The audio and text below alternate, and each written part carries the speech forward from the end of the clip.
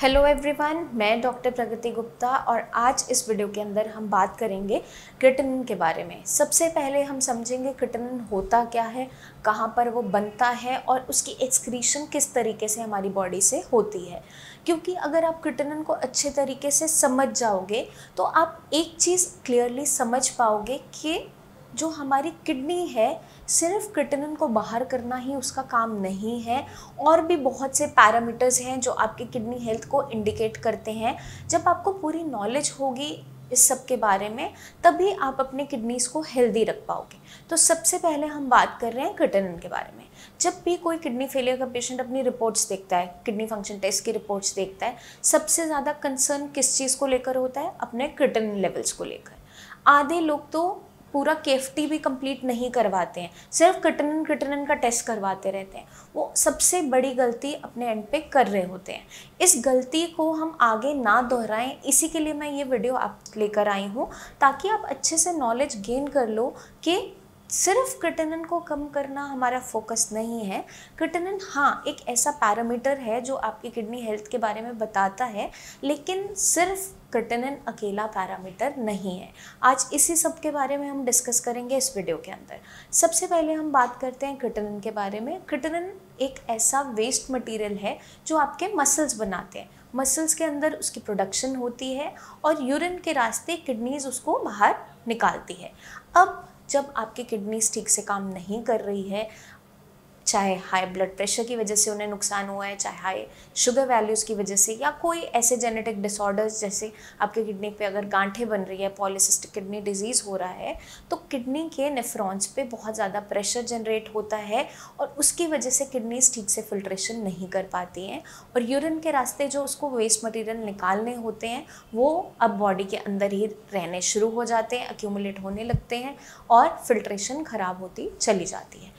अब जब कोई किडनी फेलियर का पेशेंट खाने में प्रोटीन का इंटेक अचानक से बढ़ाता है तो उसकी बॉडी अगर फिल्ट्रेशन ठीक से नहीं कर रही है, गंदगी बाहर नहीं निकाल पा रही है और बाहर से वेस्ट मटेरियल ज़्यादा ले रहे हैं जो फिल्ट्रेशन हो ही नहीं पा रही है, उस कंडीशन के अंदर भी पेशेंट के सीरम क्रिएटिनिन लेवल्स बढ़ने लगते हैं।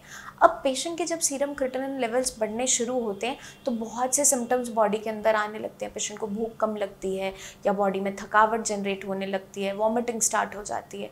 तो पेशेंट का जो मेजर कंसर्न रहता है वो सिर्फ क्रिएटिनिन को लेकर ही रहता है। अगर मैं पेशेंट से पूछती हूँ, क्लिनिक में जितने भी पेशेंट्स आते हैं, पेशेंट क्या बोलते हैं? मैम हमारा क्रिएटिनिन नीचे कर दो, अगर डाउन आ जाएगा तो हमें तसल्ली मिलेगी। अब ठीक है, वो मैं चीज़ मानती हूँ कि आपका क्रिएटिनिन वैल्यूज़ अगर डाउन हो जाती है, पेशेंट को एक उम्मीद होती है कि मेरी कंडीशन बेटर हो रही है। पर पेशेंट गलती क्या करता है? वो सिर्फ क्रिएटिनिन के पीछे ही भागता है। अब वो गलती आपको नहीं करनी है, क्योंकि आज मैं इस वीडियो में आपको सब कुछ समझाऊंगी कि किडनी के क्या क्या काम होते हैं। अब किडनी का काम सिर्फ क्रिएटिनिन को बाहर निकालना नहीं है। किडनी हमारी बॉडी के अंदर जितने भी वेस्ट मटेरियल्स बन रहे हैं उसको यूरिन के रास्ते बाहर निकालती है। उसमें से क्रिएटिनिन भी एक वेस्ट मटेरियल है। लेमैन के लिए क्रिएटिनिन बहुत ज़्यादा इंपॉर्टेंस इसलिए रखता है क्योंकि उसे नॉलेज उसी के बारे में है। तो हमें अपनी किडनीज को समझना है कि किडनी का काम क्या क्या है, किडनी की फंक्शनिंग को हम किस तरीके से बढ़ा सकते हैं। क्योंकि जहाँ आपकी किडनी की फंक्शनिंग दोबारा से इम्प्रूव होने लगी, किडनी अच्छे से फिल्ट्रेशन करना स्टार्ट कर देती है, तो ऑटोमेटिकली क्रिएटिनिन आपकी बॉडी में से फ्लश आउट हो ही जाएगा। तो हमें क्रिएटिनिन के पीछे ना भागते हुए अपनी किडनी हेल्थ को इम्प्रूव करना है, वो हमारा मेन फोकस होना चाहिए। तो मैं आपको उसी सब के बारे में समझाने वाली हूँ। अब जब भी किसी को दिक्कत आती है, किडनी के अंदर कोई परेशानी जनरेट हुई, किडनीज ठीक से काम नहीं कर रही है, किडनी फेलियर का पेशेंट आप बन चुके हैं, तो सबसे पहले क्या देखने को मिलता है? आपके यूरिन के रास्ते प्रोटीन की लीकेज होनी स्टार्ट होती है। जब भी हम स्टेज 1 ऑफ किडनी फेलियर में कन्वर्ट होते हैं तो उससे 1-1.5 साल पहले हमारे यूरिन के रास्ते प्रोटीन की लीकेज स्टार्ट हो जाती है। तो सबसे पहला जो अलार्मिंग साइन एंड सिम्टम है वो यूरिन के रास्ते प्रोटीन की लीकेज होना। जब भी यूरिन के रास्ते प्रोटीन लीकेज स्टार्ट हो जाती है तो पेशेंट की बॉडी में कई सारे सिम्टम्स जनरेट होते हैं, जैसे कि स्वेलिंग आना, बॉडी में थकावट बनना, बहुत ज़्यादा वेट लॉस होना, एनर्जी लेवल्स बिल्कुल लो रहते हैं पेशेंट के। तो ये कुछ सिम्टम्स हैं जो पेशेंट की बॉडी में देखने को मिलते हैं। तो सबसे पहला अलार्मिंग जो सिम्टम है, साइन है, वो यूरिन के अंदर प्रोटीन की लीकेज होना है, ना कि क्रिएटिनिन लेवल बढ़ना है। जब हम इस सिम्टम को निगलेक्ट कर देते हैं या ये चीज़ पकड़ में इनिशियली स्टेज पे नहीं आती है, तब जाकर स्टेज 1 में हम कन्वर्ट हो जाते हैं। स्टेज 1 ऑफ किडनी फेलियर में लंबे टाइम तक प्रोटीन लॉस होता चला जा रहा होता है और पेशेंट के जो क्रिएटिनिन वैल्यूज़ हैं वो बढ़नी स्टार्ट हो जाती है।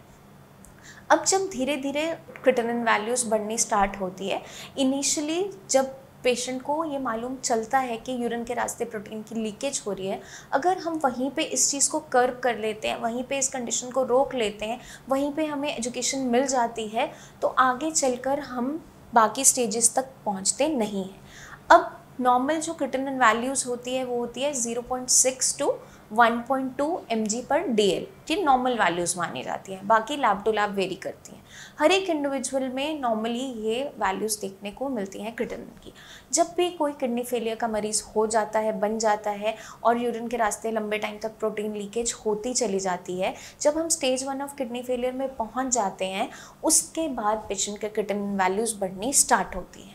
तो सबसे पहला स्टेप जो रोकने का है, जहाँ जिस स्टेज पे हम चीज़ों को रोक सकते हैं, वो होता है प्रोटीन लॉस।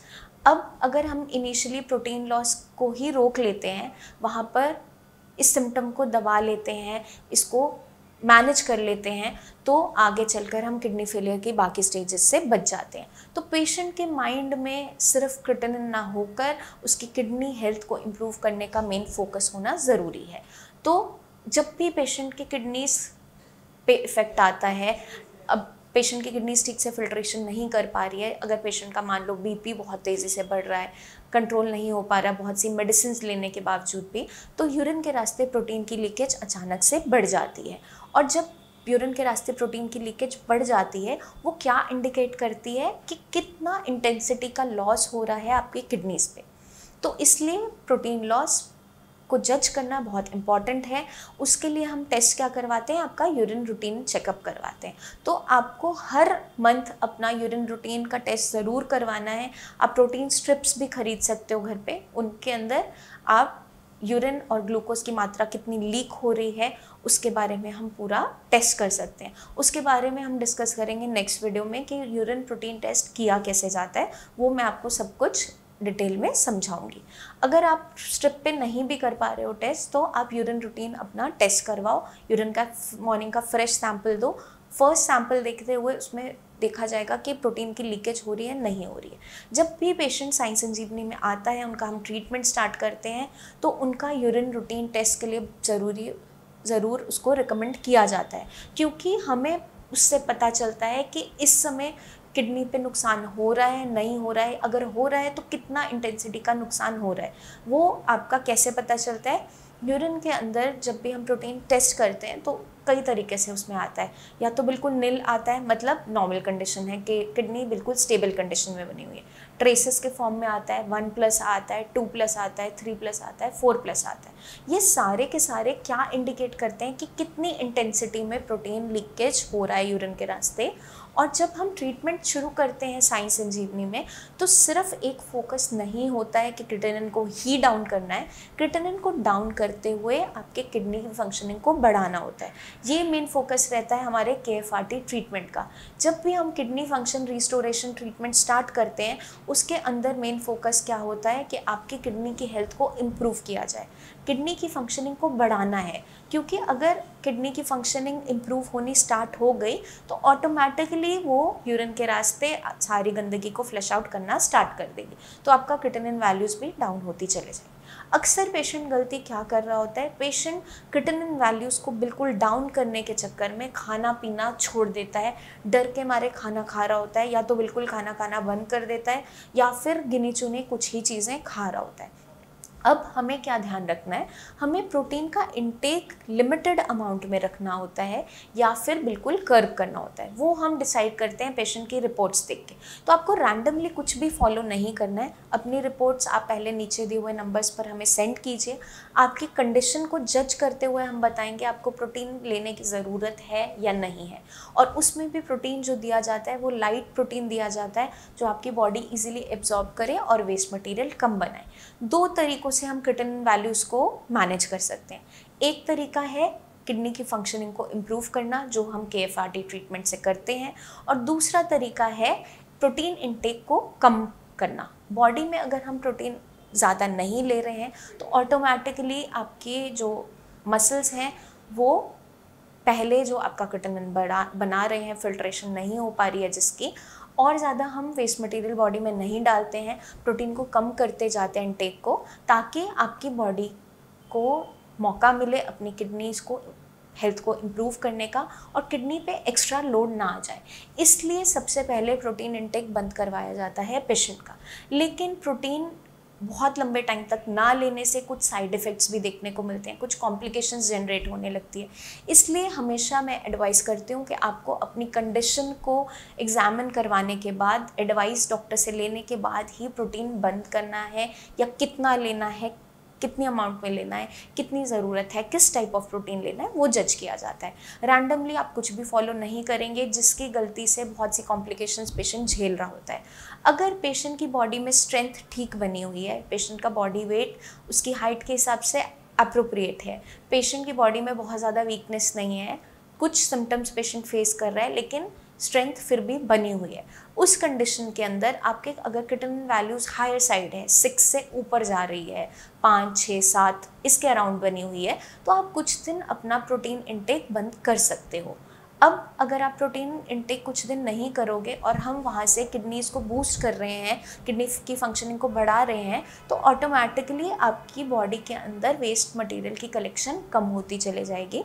वहाँ हमने दूसरी तरफ किडनी की फिल्ट्रेशंस को बढ़ाने के लिए काम कर रहे हैं, ताकि किडनी जो गंदगी आपकी बॉडी में ऑलरेडी है उसको फ्लश आउट करना स्टार्ट कर दें, और बाहर से हम प्रोटीन की मात्रा को रोक देते हैं ताकि और एक्स्ट्रा वेस्ट मटेरियल ना जनरेट हो। तो ये उस कंडीशन में ही करना पॉसिबल होता है जहाँ पेशेंट की बॉडी में स्ट्रेंथ है, यूरिन के रास्ते प्रोटीन लीकेज बहुत ज़्यादा नहीं हो रही है, माइनर हो रही है, ट्रेसेस के फॉर्म में हो रही है, 1+ हो रही है, वहाँ पे हम कुछ टाइम के लिए प्रोटीन का इंटेक कम कर सकते हैं, बंद कर सकते हैं। जहाँ पेशेंट की बॉडी में स्ट्रेंथ बिल्कुल नहीं है, पेशेंट का बहुत ड्रास्टिक वेट लॉस हुआ है, मान लीजिए 10-20 किलो बहुत कुछ समय में ही 6-8 महीने में डाउन हो गया है, पेशेंट को बेड से उठने में परेशानी हो रही है, बहुत ज़्यादा कमज़ोरी महसूस कर रहा है, और पेशेंट की बॉडी में बहुत ज़्यादा स्वेलिंग आई हुई है, उस कंडीशन के अंदर पेशेंट का जब हम यूरिन रूटीन टेस्ट करवाते हैं, अगर प्रोटीन की लीकेज बहुत हैवी है, 3+, 4+ प्रोटीन लॉस जा रहा है, और पेशेंट का हम ब्लड टेस्ट जब करवाते हैं, उसका किडनी फंक्शन टेस्ट करवाते हैं, उसके अंदर एक वैल्यूज़ होती है सीरम एल्बुमिन, सीरम ग्लोबुलिन और टोटल प्रोटीन, कि आपके ब्लड के अंदर प्रोटीन कितना है, उसको भी साथ में हम टेस्ट करवाते हैं। अगर आपकी वैल्यूज़ टोटल प्रोटीन ब्लड के अंदर कम है, आपके एल्बुमिन लेवल्स कम है, आपका ग्लोबुलिन कम है, उस कंडीशन के अंदर प्रोटीन डेफिशिएंसी की वजह से पेशेंट में बॉडी में स्वेलिंग जनरेट हो रही होती है। उस कंडीशन के अंदर हमें पेशेंट को लाइट प्रोटीन देना ही पड़ता है, चाहे पेशेंट के क्रिएटिनिन वैल्यूज़ 6, 7, 8, 9, 10 कुछ भी क्यों ना हो, क्योंकि हमें पेशेंट की बॉडी में आ रही कॉम्प्लिकेशन को भी रोकना है। तो उस कंडीशन में हम पेशेंट को लाइट प्रोटीन एडवाइस करते हैं, जो वेस्ट मटेरियल कम से कम बनाए बॉडी में, और बॉडी के अंदर जो सिम्टम जनरेट हो रहे हैं जैसे कि स्वेलिंग है, थकावट है, कमज़ोरी है, उसको दूर करें। अब लाइट प्रोटीन के अंदर क्या आता है, आपका मूंग दाल हो गई, आपका डबल टोन मिल्क है या गाय का दूध है, वो आप ले सकते हो। जो पेशेंट डायलिसिस पे होते हैं, लंबे टाइम से उनका डायलिसिस चल रहा है, हफ्ते में 2 बार, 3 बार या 1 बार, और उनकी बॉडी में भी अगर स्ट्रेंथ कम है, तो उस कंडीशन में भी उन्हें लाइट प्रोटीन पे रखा जाता है। तो आई होप आप समझ गए होंगे किस कंडीशन में आपको प्रोटीन लेना है, नहीं लेना है, और किस टाइप का प्रोटीन लेना है।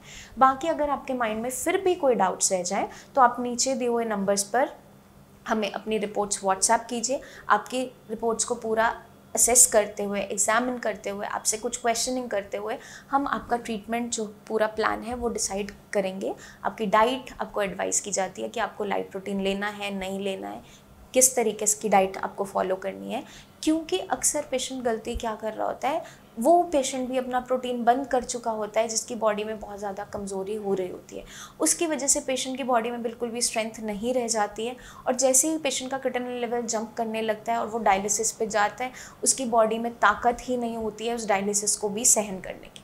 तो हमें अपनी कंडीशन को समझते हुए प्रोटीन का इंटेक करना है, नहीं करना है, उसके बारे में डिसाइड करना हो। तो आप सबसे पहले हमें अपनी रिपोर्ट भेजिए या क्लिनिक आकर आप मुझसे भी मिल सकते हैं। अपनी रिपोर्ट्स को पूरा असेस करवाते हुए आपका डाइट चार्ट दिया जाता है आपको। और किडनी की फंक्शनिंग को जैसे जैसे हम इम्प्रूव करते जाते हैं ऑटोमेटिकली यूरिन के रास्ते आपकी जो भी टॉक्सिन्स हैं वो फ्लश आउट होने स्टार्ट हो जाते हैं। तो हमें सिर्फ क्रिएटिनिन के पीछे नहीं भागना है, हमें किडनी की फंक्शनिंग को इम्प्रूव करना मेजर फोकस होना चाहिए। तो हमें, अगर आपका बीपी बढ़ा हुआ रहता है, बीपी और शुगर की मॉनिटरिंग आप अच्छे तरीके से करो, डेली चार्ट बनाओ, लिखो। अगर वो ठीक से मैनेज नहीं हो पा रहा है, अपनी एलोपैथिक मेडिसिन के हमें प्रिस्क्रिप्शन भेजिए, आप कौन सी दवाई खा रहे हैं। उसके साथ सपोर्टिव हम क्या कर सकते हैं आपके लिए, डाइट की हेल्प से, एक्सरसाइज की हेल्प से या गाइडेंस की हेल्प से हम कैसे आपका पैरामीटर्स को मैनेज करवा सकते हैं, वो हमें ध्यान देना होता है। अब पेशेंट का जब भी आप टेस्ट करवाओगे, किडनी फंक्शन टेस्ट, सिर्फ क्रिएटिनिन नहीं करवाओगे, सारे पैरामीटर्स करवाओगे। आपका यूरिया है, यूरिक एसिड है, सोडियम है, पोटेशियम है, क्योंकि हर एक इलेक्ट्रोलाइट की, हर एक वैल्यू की बहुत सी इंपॉर्टेंस देखने को मिलती है। अगर पेशेंट का मान लो यूरिया लेवल बहुत तेज़ी से बढ़ रहा है और क्रिएटिनिन वैल्यूज़ डाउन आ रही है, इसका मतलब ये है कि पेशेंट या तो खाने पीने में कुछ लापरवाही बरत रहा है, या ऑयली फूड बहुत ज़्यादा इंटेक कर रहा है, या कोई हेवी एंटीबायोटिक्स ले रहा है। क्योंकि जब हम ट्रीटमेंट स्टार्ट करते हैं, अगर ये पैटर्न देखने को मिलता है कि पेशेंट का क्रिएटिनिन वैल्यू डाउन हो रही है, यूरिया बढ़ रहा है, तो उसके पीछे कई से रीजंस देखने को मिलते हैं। या तो पेशेंट का लिवर ठीक से फंक्शनिंग नहीं कर रहा है, उसकी वजह से लिवर के अंदर यूरिया की प्रोडक्शन अचानक से बढ़ गई है, क्योंकि आपका जो यूरिया है वो लिवर के अंदर बनता है, लेकिन फिल्ट्रेशन किडनी करती है। और अगर एक कंडीशन जनरेट होती है, पेशेंट का क्रिएटिनिन यूरिया दोनों ही डाउन जा रहा है, मतलब किडनी की फंक्शनिंग अच्छी होती चली जा रही है, उसके यूरिन के अंदर प्रोटीन की लीकेज कम हो गई है, तो इससे हम क्या मानेंगे कि किडनी अपनी फंक्शनिंग उठाना स्टार्ट कर गई है, किडनी अब बेटर परफॉर्म कर रही है और किडनी जितने भी वेस्ट मटेरियल है उनको निकाल पा रही है। तो इसलिए हमें सारे के सारे टेस्ट अच्छे तरीके से करवाने हैं। सिर्फ क्रिएटिनिन एक अकेला पैरामीटर नहीं है जो किडनी हेल्थ को बताता है, ये आज आप अच्छे तरीके से समझ लीजिए, क्योंकि पेशेंट अक्सर यही गलती कर रहे होते हैं। वो भागता रहता है क्रिएटिनिन के पीछे, उसको डाउन करने के पीछे, और किडनी को भूल जाता है। क्योंकि जब हम किडनी की परफॉर्मेंस को इम्प्रूव करेंगे, क्रिएटिनिन ऑटोमेटिकली आपके यूरिन के रास्ते बाहर जाएगा। वो चीज़ आपको समझनी ज़रूरी है, क्योंकि पेशेंट क्या करते हैं, उबला हुआ खाना स्टार्ट कर देते हैं, बहुत ज़्यादा लीच करके फूड लेना स्टार्ट कर देते हैं, प्रोटीन बिल्कुल बंद कर देते हैं, या खाना पीना डर के मारे बंद ही कर देते हैं। उससे क्या होगा, क्रिएटिनिन वैल्यूज़ कुछ टाइम के लिए, टेम्परेरी फेज के लिए कम हो जाती है ज़रूर, लेकिन एक ऐसा पीक आता है जब आपके क्रिएटिनिन लेवल्स बहुत तेज़ी से शूट अप करते हैं, क्योंकि बॉडी में आपने किडनी की फंक्शनिंग को तो इम्प्रूव नहीं किया, बाहर से हमने प्रोटीन को बंद ज़रूर कर दिया, तो बॉडी के अंदर जितना आपका क्रिएटिनिन था मसल्स के अंदर, वो फिल्टर आउट नहीं हो पा रहा है, लेकिन एक्स्ट्रा प्रोडक्शन नहीं हो रही है, इसलिए कुछ टाइम तो वो डाउन चला जाता है वैल्यूज़, लेकिन उसके बाद जब अचानक वो शूट करता है तो इतनी बुरे तरीके से वो लेवल्स भागते हैं कि बिना डायलिसिस को उनको कंट्रोल करना मुश्किल होता चला जाता है। इसलिए हमें उस कंडीशन तक पहुंचना नहीं है, हमें अपनी कंडीशन को असेस करते हुए, अपनी रिपोर्ट्स को देखते हुए, अपने पैरामीटर्स को जज करते हुए ही हर ट्रीटमेंट को स्टार्ट करना है।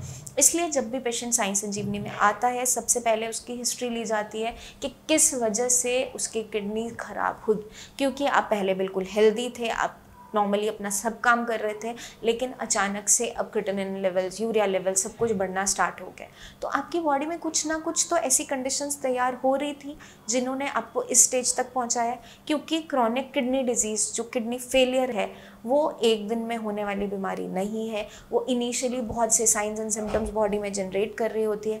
अगर हम उनको निगलेक्ट करते हैं या हम उस समय पर उसको पकड़ नहीं पाते हैं, नेग्लिजेंस से मान लीजिए, या फिर कभी कभार वो इतने जनरल सिम्टम्स होते हैं कि पेशेंट को पता ही नहीं चलता है कि उसकी किडनी खराब हो रही है, तो उस कंडीशन के अंदर क्या देखने को मिलता है, पेशेंट के क्रिएटिनिन लेवल्स, यूरिया लेवल्स सब कुछ बढ़ने स्टार्ट हो जाते हैं।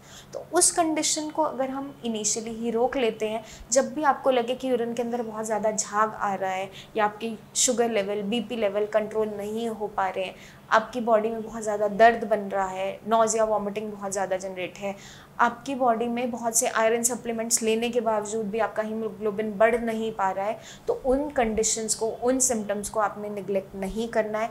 वहीं पर आपने एक अपना किडनी फंक्शन टेस्ट ज़रूर करवाओ, अपना यूरिन रूटीन करवाओ, ज़्यादा ज़रूरत लगे तो अपना अल्ट्रासाउंड होल एब्डोमेन भी करवाओ, क्योंकि कुछ बीमारियां ऐसी होती हैं जो बिना अल्ट्रासाउंड के हम डायग्नोस नहीं कर पाते हैं, जैसे कि polycystic kidney disease. Polycystic kidney disease के अंदर भी यूरिन के अंदर प्रोटीन लीकेज देखने को मिलती है।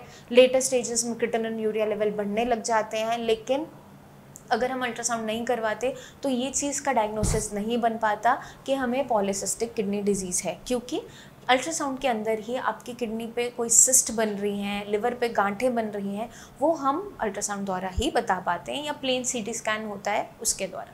तो सबसे पहले हम अल्ट्रासाउंड करवाते हैं। अगर उसमें हमें लगता है बहुत सी गांठें आ रही है, बहुत सी सिस्ट बन रही है लिवर किडनी पे, तो वहाँ पे क्लियर कट डायग्नोसिस बन जाता है कि पॉलीसिस्टिक किडनी डिजीज़ पेशेंट के अंदर प्रेजेंट है। और अगर पेशेंट को हिस्ट्री देता है कि उसकी फैमिली में भी इस तरीके की बीमारी देखने को मिली थी, तो डेफिनेटली वो कन्फर्म्ड हो जाता है। अब आईजी नेफ्रोपैथी जो एक बीमारी है, उसका जो मेन एक कन्फर्मेटरी टेस्ट है वो होता है रीनल बायोप्सी। किडनी का टुकड़े की जांच की जाती है, उसमें देखा जाता है कि किस तरीके से नुकसान हो रहा है। तो वो हम तब करवाते हैं अगर हमें लगता है कि अल्ट्रासाउंड के अंदर किडनी का जो साइज़ है बिल्कुल परफेक्टली फाइन है, कोई वहाँ पर सूजन देखने को नहीं मिल रही, कुछ भी हमें ऐसा नहीं मिल रहा, लेकिन फंक्शनिंग कुछ हद तक कम हो रही है, पेशेंट का क्रिएटिनिन लेवल, यूरिया लेवल भी बढ़ने की तरफ जा रहे हैं, प्रोटीन में लीकेज स्टार्ट हो गया, और पेशेंट बहुत यंग एज में इन सिम्टम्स के साथ अगर प्रेजेंट कर रहा है, तो वहाँ आपकी किडनी की बायोप्सी रिकमेंड की जाती है। तो आपको अपनी किडनी को समझना है, अपनी बॉडी को समझना है, ना कि सिर्फ क्रिएटिनिन के पीछे भागना है। क्योंकि जब हम KFRT ट्रीटमेंट स्टार्ट करते हैं पेशेंट का, तो हर महीने उसका किडनी फंक्शन टेस्ट करवाया जाता है, उसका यूरिन रूटीन का टेस्ट करवाया जाता है, उसकी हीमोग्लोबिन वैल्यूज़ कितनी है वो जांच करी जाती हैं, साथ के साथ उसका सीरम बाइकार्बोनेट का टेस्ट करवाया जाता है। सीरम बाइकार्बोनेट जो है उसकी एक अलग से इम्पॉर्टेंस है बॉडी के अंदर। सीरम बाइकार्बोनेट जो टेस्ट होता है वो आपकी बॉडी का पीएच कैसा है, आपका ब्लड के अंदर ब्लड आपका जो है एसिडिक है, बेसिक है, खून ज़्यादा तेज़ाबी तो नहीं हो रहा है, उसको बताने में मदद करता है सीरम बाइकार्बोनेट का टेस्ट। अगर सीरम बाइकार्बोनेट की वैल्यूज़ आपकी 22 से 29 mg/dl से बिलो आती है, इससे नीचे की तरफ आती है, तो हम क्या मानते हैं कि बॉडी के अंदर मेटाबॉलिक एसिडोसिस होना स्टार्ट हो गया, बॉडी बहुत ज़्यादा एसिडिक हो रही है। अब जब बॉडी बहुत ज़्यादा एसिडिक होनी स्टार्ट होती है तो कई सारे सिम्टम्स पेशेंट की बॉडी में देखने को मिलते हैं। पेशेंट के यूरिया क्रिएटिनिन लेवल्स तो जंप करते ही करते हैं, कभी कभार पेशेंट की बॉडी में वॉमिटिंग है, नॉजिया है, लूज मोशन होना, ये सिम्टम्स भी देखने को मिल जाते हैं। तो इसलिए हमें ये सारे के सारे टेस्ट करवाने ज़रूरी होते हैं ताकि हम किडनी की हेल्थ को जज कर सकें। सिर्फ क्रिएटिनिन टेस्ट करवाने से किडनी की हेल्थ के बारे में पूरी नॉलेज नहीं मिल पाती, क्योंकि वो सिंगल एक पैरामीटर है जो हमें बस यही बता रहा है कि क्रिएटिनिन यूरिन के रास्ते फ्लश आउट कितना हो पा रहा है, नहीं हो पा रहा है। तो इसलिए आपने हमेशा कंप्लीट टेस्ट करवाने हैं, क्योंकि कभी कभार क्या होता है, आप पिछली अपनी रिपोर्ट KFT उठाओगे और नेक्स्ट उठाओगे, उसमें आप कंपेयर करना सीखो। अगर आपके क्रिएटिनिन और यूरिया लेवल्स दोनों अच्छे तरीके से डाउन जा रहे हैं पिछली रिपोर्ट से, या उतने ही स्टेबल बने हुए हैं, तो मतलब किडनी की परफॉर्मेंस इम्प्रूव हो रही है। अगर आपका यूरिया लेवल डाउन है और क्रिएटिनिन अप जा रहा है, क्योंकि आजकल ज़्यादातर पेशेंट के साथ ये देखने को मिल रहा है पैटर्न, अब यूरिया तो लेवल पिछली रिपोर्ट से डाउन है, क्रिएटिनिन ऊपर की तरफ गया हुआ है, उसके पीछे बहुत से एक्सटर्नल फैक्टर्स हो सकते हैं। पेशेंट की बॉडी में फीवर आना, बॉडी के अंदर दर्द होना, या पेशेंट ने बहुत ज़्यादा ट्रैवलिंग की है, एक्सर्शन वाला काम किया है, सर्दी खांसी जुकाम बनाए, या फिर कोविड की वैक्सीन लगाई है। क्योंकि जितने भी पेशेंट कोविड की वैक्सीन लगवा रहे हैं, 1-2 दिन के लिए माइल्ड फीवर बॉडी एक्स देखने को मिलता है, तो उससे आपने घबराना नहीं है, वो टेम्परेरी फेज़ है। अपनी वैक्सीनेशन ज़रूर करवानी है, क्योंकि अचानक से कोविड के केसेस बहुत तेज़ी से बढ़ रहे हैं, उससे आपको सेफ़ रहने के लिए वैक्सीन लगवाना ज़रूरी है। बट अगर उस टेम्परेरी फेज़ के लिए आपका क्रिएटिनिन जंप कर रहा है और यूरिया डाउन आ रहा है, तो हमें पता चल जाता है कि ये एक्सटर्नल फैक्टर की वजह से हुआ है। तो जब आप कंप्लीट अपना टेस्ट करवाओगे, तभी तो उस पैरामीटर को आप अच्छे तरीके से जज कर पाओगे, उसको साथ में कंपेयर कर पाओगे, क्योंकि आपको पता चलेगा कि क्या हो रहा है। उससे हमें क्या पता चलता है कि किडनी की परफॉर्मेंस पे दिक्कत नहीं आई है, किडनी अपना फंक्शनिंग उठाना स्टार्ट कर गई है, लेकिन किसी ना किसी एक्सटर्नल फैक्टर से हमारा क्रिएटिनिन लेवल जंप किया है, तो उसको हम उस तरीके से मैनेज कर पाते हैं। इसलिए पूरी नॉलेज होना ज़रूरी है अपनी किडनी के बारे में, किडनी की फंक्शनिंग के बारे में, क्योंकि किडनी सिर्फ क्रिएटिनिन को बाहर ही नहीं निकालती है बॉडी से, बाकी सारे टॉक्सिन्स को बाहर निकालना भी उसका काम है। बॉडी के अंदर अच्छे तरीके से ब्लड की वैल्यूज़ को मेंटेन करना उसका काम है, आपका हीमोग्लोबिन की वैल्यूज़ को मेंटेन करना काम है, क्योंकि किडनी एक हार्मोन बनाती है एरिथ्रोपोइटिन, जो मदद करता है आगे ब्लड फॉर्मेशन को करवाने में। तो जब भी पेशेंट का हीमोग्लोबिन फॉल कर रहा है, आयरन सप्लीमेंट्स लेने के बावजूद भी बढ़ नहीं पा रहा है, तो उस कंडीशन में हमें इरिथ्रोपोइटिन की सप्लीमेंटेशन इंजेक्टेबल्स के फॉर्म में बाहर से देनी ज़रूरी होती है। इसलिए अगर आपको पता होगा कि मेरी किडनी की परफॉर्मेंस कैसी है, रिपोर्ट्स की हेल्प से, गाइडेंस की हेल्प से, तभी आप उसको आगे हेल्दी रखने में सक्षम हो पाओगे। क्योंकि आपको अगर पता ही नहीं है कि किडनी की परफॉर्मेंस पे दिक्कत आ रही है, आप सिर्फ क्रिएटिनिन के पीछे ही भागते चले जा रहे हो, तो उस कंडीशन में वो गलती आपको अब नहीं करनी है। आई होप ये वीडियो आपको मदद करेगी क्रिएटिनिन को समझने में, किडनी हेल्थ को समझने में, अपनी बॉडी को समझने में, क्योंकि जो गलती कुछ पेशेंट्स कर रहे होते हैं, मैं नहीं चाहूँगी कि अब आप करो। क्योंकि अगर आप अपनी किडनीज़ को हेल्दी रखना चाहते हो, उनकी परफॉर्मेंस को इम्प्रूव करना चाहते हो, उनकी फिल्ट्रेशन को बढ़ाना चाहते हो, तो हमें कुछ चीज़ों का खास ध्यान रखना है।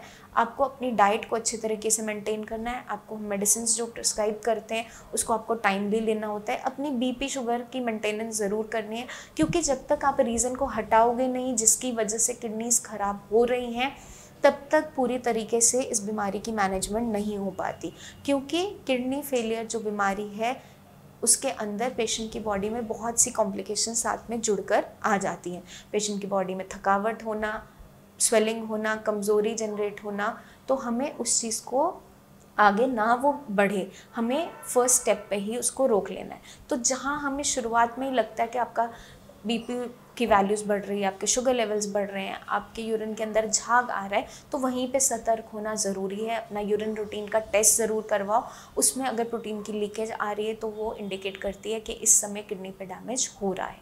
तो आई होप ये वीडियो मदद करेगी आपको अपनी किडनीज़ को बेटर तरीके से समझने में।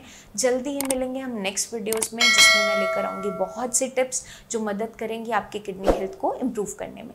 तब तक के लिए आप अपना खास ध्यान रखिए। Take care.